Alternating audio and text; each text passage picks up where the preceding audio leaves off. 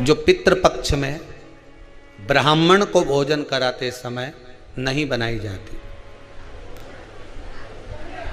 एक तो कुमड़ा, दूसरा पत्ता गोभी, जो बंद गोभी होती है ना, वो बंद गोभी जो होती है ना पत्ता पत्ता वाली, उसकी भी सब्जी पितरों के ब्राह्मण अगर भोजन करता है तो उसमें नहीं बनाई जाती। एक कुमड़ा, ये जो पेठा बनता है ना कुमड़ा का, ये भी श्राद्ध पक्ष में नहीं खिलाया जाता। महाराज बुरा कोला पेड़ा बोलते हैं, क्या बोलते हैं उसको श्राद्ध पक्ष में उसको भोजन में नहीं दिया जाता, ब्राह्मण के भोजन।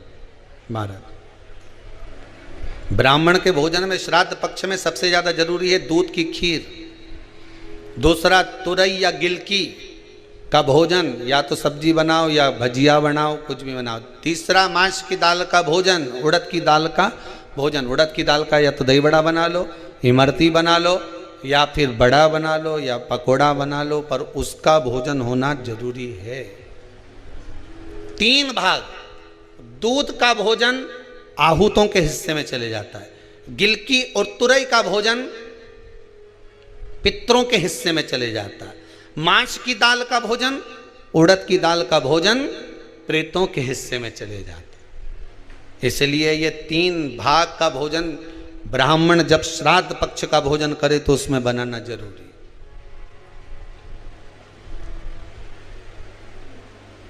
बहुत जरूरी। आपके यहां जब श्राद्ध हो भोजन अवश्य मिले। कई लोग कहते हैं गुरुदेव जब हम गया जी से आ जाएं तो क्या ब्राह्मण भोजन कराना जरूरी है? क्यों नहीं, कराओ, क्यों नहीं करा? क्या गाय की रोटी निकालना जरूरी है? स्वान की रोटी निकालना जरूरी है? कौवे की रोटी निकालना जरूरी है? हम कहते हैं अगर श्राद्ध गया जी का हो गया तो भले कौवे की मत निकालो, पर गाय की, स्वान की, ब्राह्मण जन की भोजन प्रसाद जरूरी।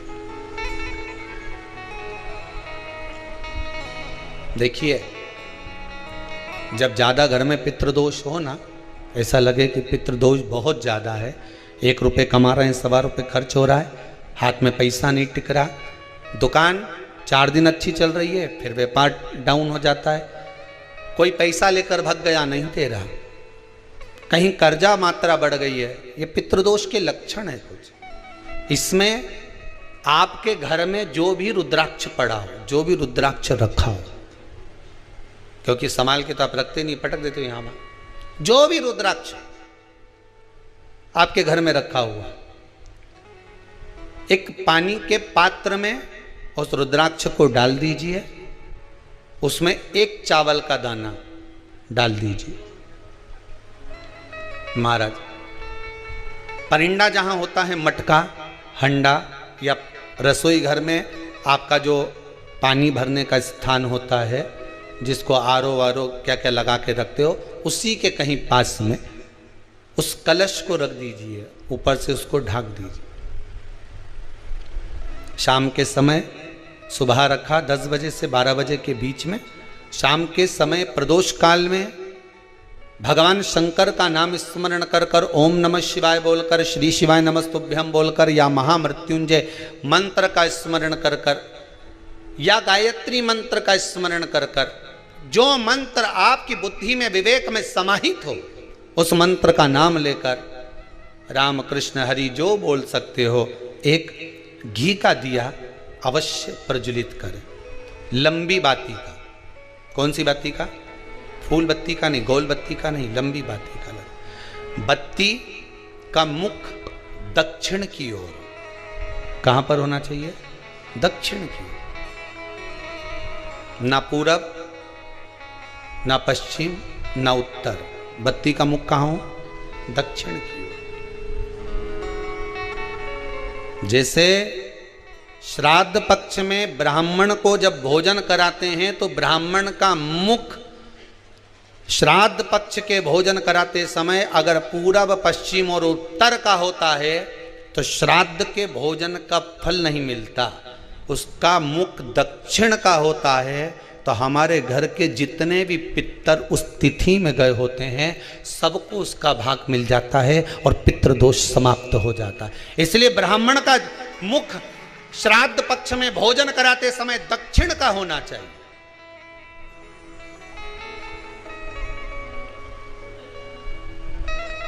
ब्राह्मण का मुख दक्षिण का हो।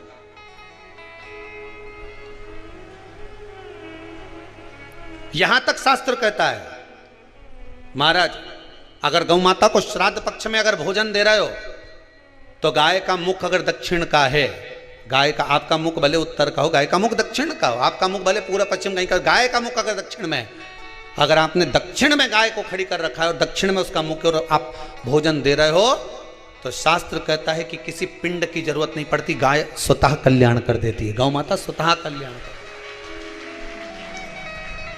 दक्षिण मुखी हो। तो दिए की जो बाती का मुख कहां होना चाहिए? दक्षिण का। और दक्षिण का मुख हमारा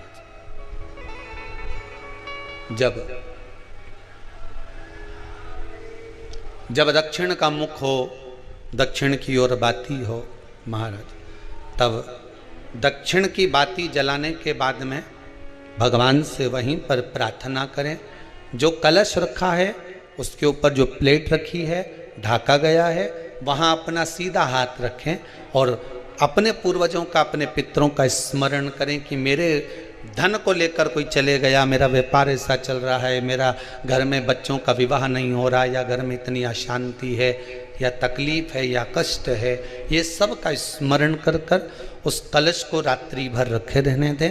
सुबह स्नान आदि करने के बाद फिर एक घी का दिया दक्षिण की ओर लगाकर सुबह 10 बजे से 12 बजे के बीच में उस जल को शिव जी को समर्पित कर कर आ जाएं और वो रुद्राक्ष लेकर वापिस सजाएं। महाराज वापिस सजाइए, उस रुद्राक्ष को अपने घर में रख दीजिए। वर्ष भर वो रुद्राक्ष आपको कभी बीमारी से नहीं घिरने देगा, कभी किसी जगह खड्डे में नहीं जाने देगा, वो उन्नति की ओर ही बढ़ाएगा। भले कोई भी रुद्राक्ष हो, 1 मुखी से लेकर 14 मुखी, 20 मुखी, 18 मुखी, जो रुद्राक्ष आपके पास में, आप तो उसका स्मरण करिए,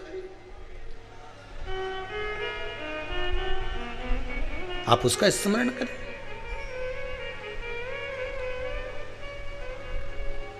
रुद्राक्ष का जल शिव को समर्पित करें। पितरों के जितने भी द्वार हैं, पितरों के जितने भी दरवाजे हैं, पितृलोक में जितने भी पितृ विराजमान होते हैं महाराज, ये सब शंकर के ऊपर चढ़े हुए जल का भाग ग्रहण करते हैं। शिव के ऊपर चढ़ाओ।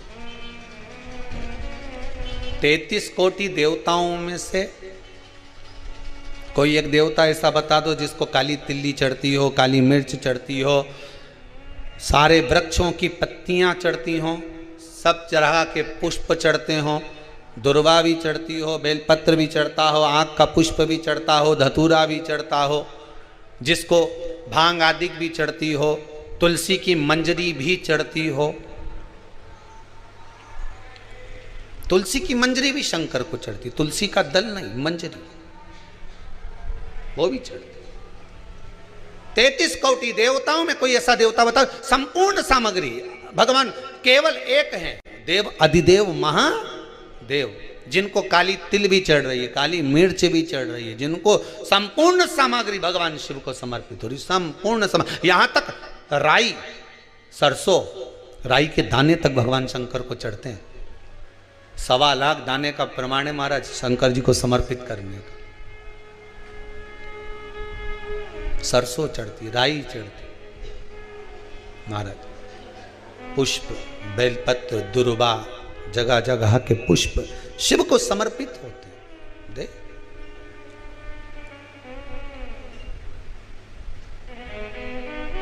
पितृ, जब शंकर भगवान को जल चढ़ाया जाता है 16 श्राद्ध पक्ष में, 16 दिन श्राद्ध के जब हम भगवान शंकर को जल समर्पित करते हैं तो उसका भाग हमारे पितरों को प्राप्त होता है।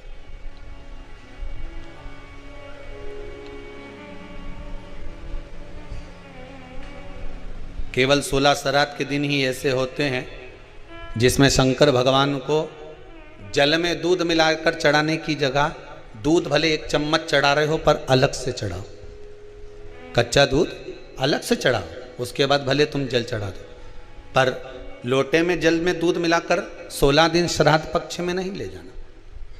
भले 1 चम्मच दूध लेकर जाओ, 1 कटोरी दूध लेकर जाओ, पर कच्चा दूध अलग से लेकर जाओ, शंकर भगवान को अलग से चढ़ाओ। क्योंकि 16 दिन श्राद्ध पक्ष के जब भगवान शंकर को दूध और जल चढ़ाया जाता है, वो हमारे पितरों के खाते में चला जाता है, हमारे पितरों को उसका भाग मिलता है।